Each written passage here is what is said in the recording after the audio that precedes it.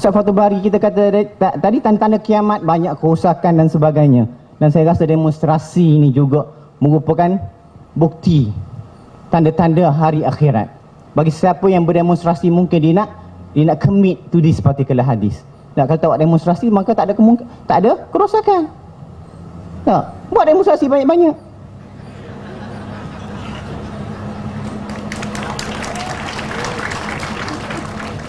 Dan mungkin juga demonstrasi is a way how to advise the government.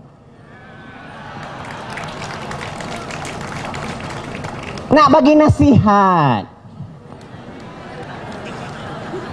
Dan dihormati sekalian, kita ambil satu kaedah, mar'a minkum munkaran falyughayyirhu biyadihi. Ini hadis Nabi sallallahu alaihi wasallam. Fa in lam yastati' fa bi lisanihi, fa in lam yastati' fa bi qalbihi, wa dhalika adhaful iman. Wa fi riwayatin wa laysa wara'a dhalika minal iman habbatu khardal. Siapa-siapa tengok kemungkaran, maka dia mesti cegah. Dia mesti ubah. Falyughayyirhu. Falyughayyirhu artinya taghyir.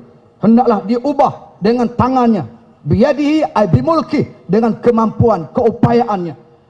Tak mampu jika ada syarat, fa illam yastati', tak mampu kerana tidak ada keupayaan, maka hendaklah ia ubah dengan lisannya, tegur, nasihat, ceramah, kuliah, forum, kritik, khutbah dan seumpamanya. Tak mampu, tidak ada kepetahan, suara tak sampai, tak didengari, tak dipeduli, maka ubah dengan hati. Saya tengok ramai orang tafsir hadis ni, ubah dengan hati ni maknanya diam. Saudara, kalau diam tak berubah. Orang buat kemungkaran, kemaksiatan, kezaliman, saudara diam tidak akan berubah. Sebab itulah ulama-ulama sebahagiannya menafsirkan makna falyughayyirhu biqalbih itu ataupun ubah dengan hati itu ialah tunjuk apa yang ada pada perasaan saudara. Saudara tak setuju, saudara kena tunjuk respon tak setuju. Ada maksiat depan, tunjuk respon tak setuju. Tunjuk perasaan saudara tak setuju, jangan diam. Tunjuk perasaan tu bahasa Melayu, orang putih panggil demonstrasi. Saya respon sikit kepada apa yang disebut oleh Al-Fadhil Ustaz, sahabat saya Ustaz Nasruddin.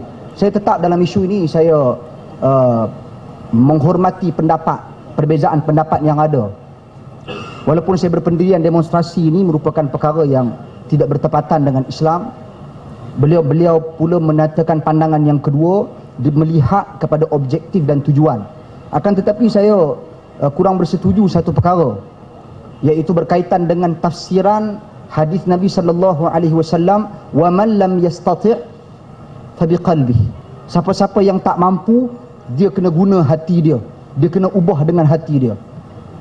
Wallahu alam, berdasarkan pengamatan saya, ulasan-ulasan ulama-ulama terhadap hadis ini, sama ada Al-Imam Syamsul Haqqil Azim Abadi, ataupun Mubarak Furi, ataupun Ibn Hajar Al-Asqalani, ataupun Al-Imam Nawawi rahimahullah, wallahu alam, mungkin atas kelemahan ilmu saya tidak menemui mereka yang memberikan penjelasan kepada hadis itu maksud ingkari ataupun ubah sesuatu dengan hati kembali kepada suarakan dan jelaskan.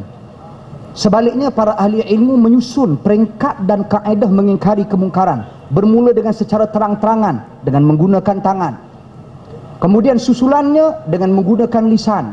Susulannya kalau kita tak mampu, seperti mana berlaku di zaman para sahabah radhiyallahu anhum ajma'in, siksaan-siksaan yang ditimpakan Nabi sallallahu alaihi wasallam, kemungkaran yang berlaku di hadapan mata Nabi, yang mana Nabi sallallahu alaihi wasallam tak mampu ingkari dengan perkataan baginda, bahkan baginda sallallahu alaihi wasallam tak mampu ingkari dengan tangan baginda. Baginda lahirkan keingkaran di dalam hati. Buktinya, illa man ukriha wa qalbuhu mutmainnun bil iman, kecuali orang-orang yang dipaksa sedangkan hatinya itu tenang dengan keimanan. Jadi saya rasa hadis tersebut tak sesuai untuk digunakan sebagai penghujahan berdemonstrasi.